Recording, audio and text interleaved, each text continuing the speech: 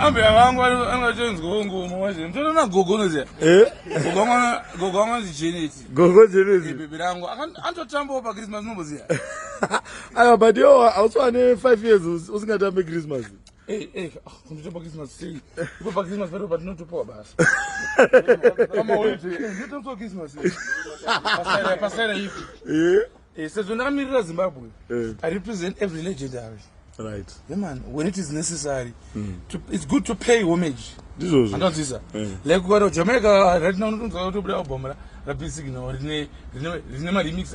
Bob Marley.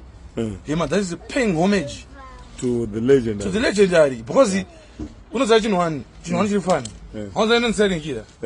But that apana muni ukam de kana uka pizza. Nuka so claim anything from selling killer. But the dance we can do. Yeah. On this say. Ina ndino watu nditotedzerwa ndichiri mpenyu wani. Yazi. Tona ngoele light akubude vemukela light. But you come on to fight it. I can't fight what is. Hanzi apana there's nothing wrong to do the copyright. When you know how to copy what is right for you. All right. Yeah, man. So ndinokwasa mutanda zvingoti aiwa chemo chenyu tachinzwa mama.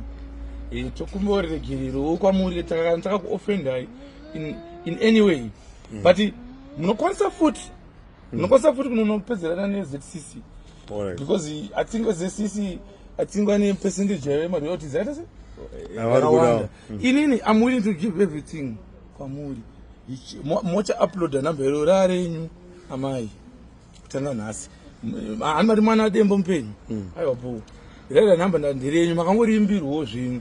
Anmai saka zviri kwamuri kuti muchada kutora naro mari here kana muchada ngori sheropodzo zvinhu.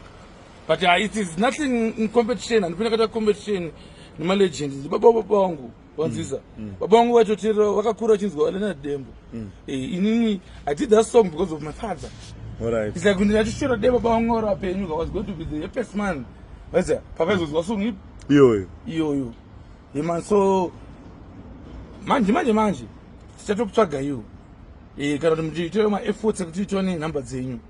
Atitotazi okuzomboyo ni maraisi yenyu mapazowe konchichaza mwangu upenyu toziya life after death ya breadwinner we honor it tese takafirwa tese takatobirwa tese tinototadzirwa anomanzisa mabvazi pachikuru ndimwari nekuzwanana nekutase nekunamatirana kutendechi kumberi andozi hanzi kufa kwemujoni company ita aivhari so izveni